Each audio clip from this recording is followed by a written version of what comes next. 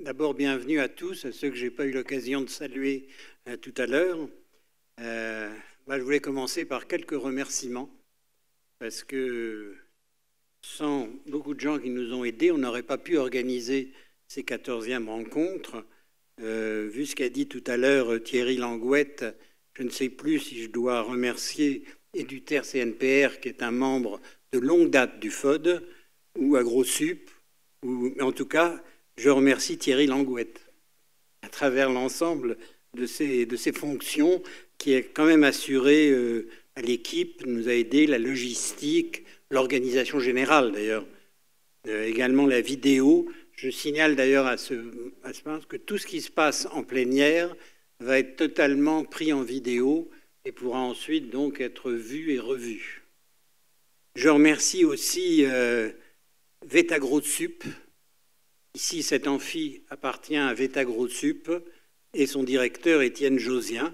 Donc amphi, moyens techniques qui vont avec, etc. Et puis nous sommes dans la mairie de Lempt. Je remercie donc aussi le maire qui nous a offert le café d'accueil dont on a bénéficié tout à l'heure. Il s'appelle Monsieur Gisèle Brecht, Henri Gisèle Brecht.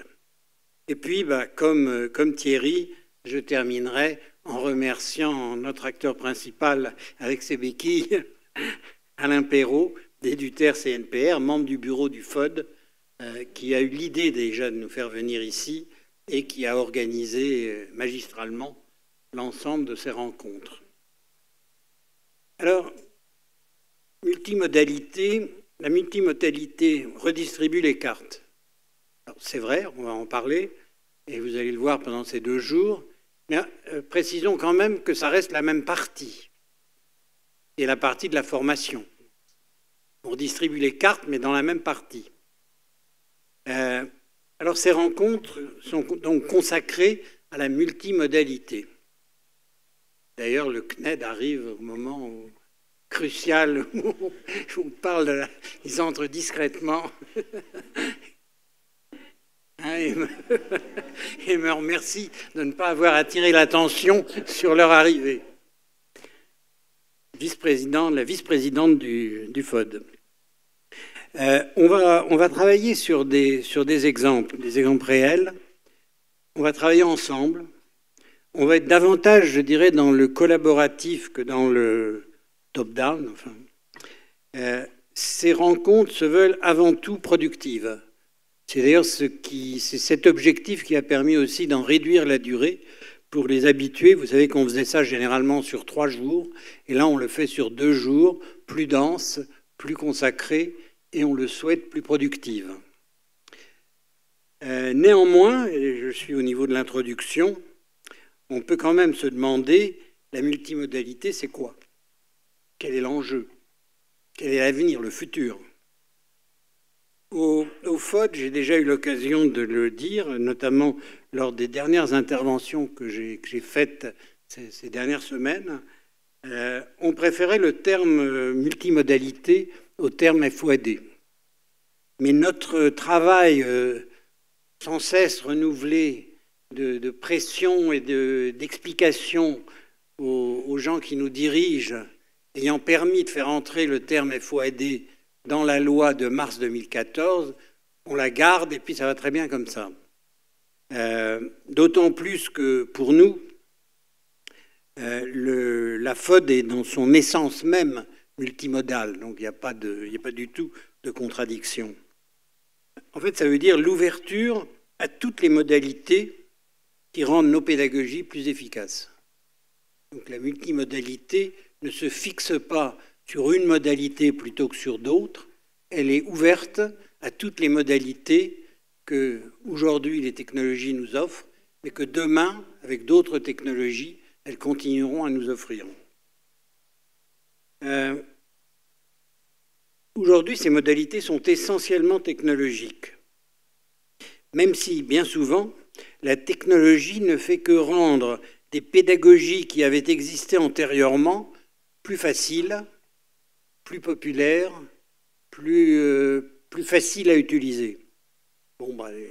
Les chats entre étudiants ou apprentis ça ressemble très souvent au vieil enseignement mutuel de la fin du XIXe siècle. La pédagogie inversée, il n'y avait pas besoin de numérique pour faire de la pédagogie inversée. Les serious games, c'est quelque part entre les études de cas et les simulations. Enfin, c'est pour ça que c'est la même partie. Hein. Tout ça, c'est la même partie qui est l'histoire de la formation. Deux notions vont avec la multimodalité et la renforcent. La notion de parcours, et vous la verrez tout au long de ces 2 jours, et celle d'individualisation. Moi, je préfère dire personnalisation. L'ensemble de ces 3 notions, donc multimodalité, parcours, individualisation, nécessitent une approche renouvelée du souci de qualité. Et ça aussi, c'est un point que nous verrons dans nos ateliers. En fait, il s'agit là, avec ces 3 concepts, plus la qualité, de la thématique même de ces 14e rencontres. Je reviens un instant sur chacun d'eux. La FOD, à ses débuts, a été vendue comme pour répondre à des besoins massifs et d'ailleurs à réaliser, grâce à ça, des économies d'échelle. La réalité aujourd'hui, c'est que les besoins du marché de la formation sont certes massifs, mais le plus souvent très spécifiés. Il ne s'agit pas, comme vous savez, un des ancêtres de la FOAD, c'est l'enseignement programmé. Et l'enseignement programmé a connu ses heures de gloire quand les Américains ont eu besoin de transformer 3 millions de paysans en 3 millions de marins ou de soldats.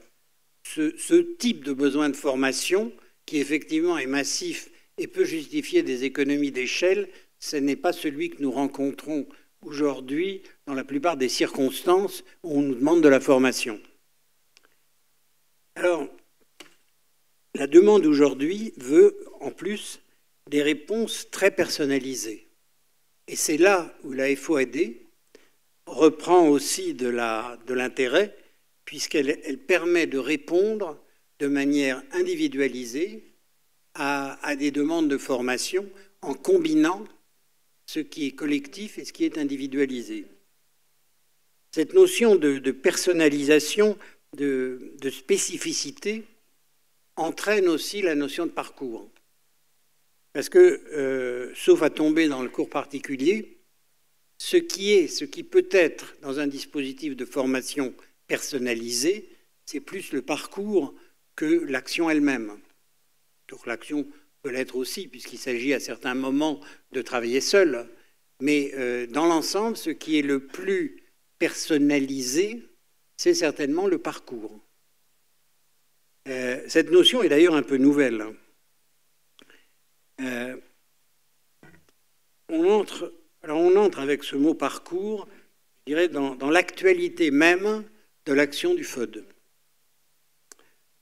Vous savez que le FOD a largement contribué au fait que l'action de formation en FOD que la FOD est devenue une action de formation légitime de par la loi de mars 2014, qu'elle est entrée à ce titre dans le Code du travail. Puis, derrière cette loi, on s'est aperçu que la mise en pratique était un peu n'importe quoi, pour le dire simplement, et que pour essayer de calmer les choses et de les mettre en ordre, nous avons fait une foire aux questions, que la plupart d'entre vous doivent connaître. Et cette foire aux questions, je ne vais pas, c'est pas l'objet de la résumer ici, elle est en plus à votre disposition, mais l'un des points les plus importants de cette foire aux questions, c'est le fait d'arrêter de compter le temps passé en formation en FOAD par chaque apprenant, mais d'utiliser un temps moyen estimé forfaitairement et payé forfaitairement. Alors, ça pose des problèmes, mais on est en train de les résoudre grâce à la fac et avec l'appui, je dois le dire, et de la DGEFP et du Fonds de sécurisation des parcours. Mais il y a un point qui, à cet instant, n'est pas encore réglé, qui est le problème des rémunérations. Autant sur le coût de la formation, la fac répond, autant sur le problème de la rémunération, c'est encore un peu plus compliqué et ça concerne particulièrement les congés individuels de formation. Alors, nous y travaillons. Alors, on a un appui, en quelque sorte, qui pose le problème un peu autrement, c'est la loi suivante, c'est-à-dire la loi travail. La loi travail sur laquelle nous, on avait là aussi essayé d'influencer et obtenu, tu le sais bien, que l'apprentissage rentre aussi dans le champ. Mais il y a un autre point dans la loi travail qui est la notion de parcours. Et la loi travail donc, met en évidence, en le limitant pour l'instant, mais il n'y a aucune raison que ce soit limité à ça, en le limitant pour l'instant au contrat de professionnalisation. Qu'est-ce qu'elle dit, la loi travail? Elle dit que pour les contrats de professionnalisation, on peut concevoir des parcours qui comprennent bien sûr de la formation, bien sûr de l'alternance avec l'entreprise, mais également d'autres types de séquences, type orientation, de type évaluation, etc. Et que l'ensemble peut donner lieu à un paiement forfaitaire. Donc c'est une avancée, et c'est une avancée dont nous-mêmes voulons nous saisir. Ceci dit, elle ne dit pas non plus, la loi travail, qu'elle s'applique aux rémunérations. Et pour l'instant, elle ne s'applique qu'aux dépenses de formation, au coût de la formation. Je suis persuadé que l'avenir, c'est la rémunération forfaitaire possible pour tous les parcours. Et on va y travailler au FOD, quel que soit le gouvernement. Vous savez que ce matin, le gouvernement a changé. Bon, on en aura d'autres probablement dans quelques temps. Donc, on attend de retrouver des interlocuteurs, mais ce qui est certain, c'est que l'avenir, c'est la rémunération forfaitaire possible pour tous les parcours. C'est le seul moyen de faire face administrativement à la diversité qui est déjà importante, mais qui va être croissante des modalités pédagogiques. Et il faut que ces modalités pédagogiques, dont la diversité va être croissante, puissent se combiner librement pour la plus grande efficacité pédagogique, dans la recherche de la plus grande efficacité pédagogique. Et pour ça, il faut que le problème de la rémunération soit réglé et qu'on arrête d'imaginer qu'on va suivre les apprenants avec un chronomètre pour savoir quand est-ce qu'ils se forment, quand est-ce qu'ils ne se forment pas. Car demain, l'ordinateur que vous avez, je suis désolé de vous l'apprendre si vous ne le saviez pas, n'est pas le stade final de l'évolution technologique de la planète. Demain, déjà, on en parle beaucoup aujourd'hui, l'Internet, qu'on appelle l'Internet des objets, mais que les Américains appellent aussi l'Internet of everything, Internet de tout. Et puis le nouvel Internet, dont l'ingénierie est actuellement réfléchie dans beaucoup de laboratoires, notamment aux États-Unis, des connexions partout, l'ordinateur quantique qui va multiplier par, je ne sais pas avec combien de zéros, les capacités de l'ordinateur d'aujourd'hui, les neurosciences qui maintenant interviennent avec force dans le débat sur la formation. Tout ça est en bouleversement et prévoit des bouleversements de notre environnement. La multimodalité, c'est dans le fond une forme de penser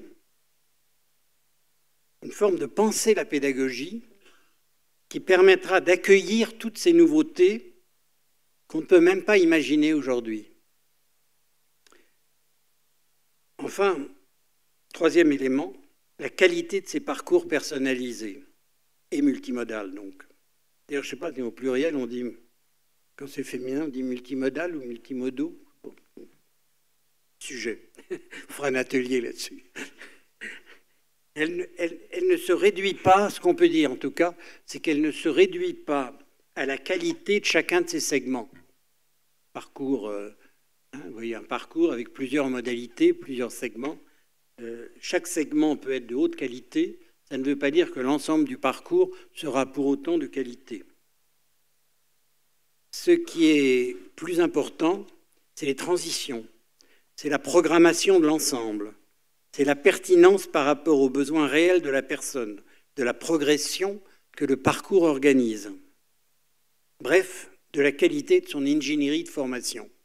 Et ça renvoie à une autre étude que vient de réaliser l'Observatoire de branche des organismes privés de formation, et qui donnera lieu le 9 janvier d'ailleurs à une présentation, et dont les conclusions mettent notamment en avant l'importance de l'ingénierie de formation.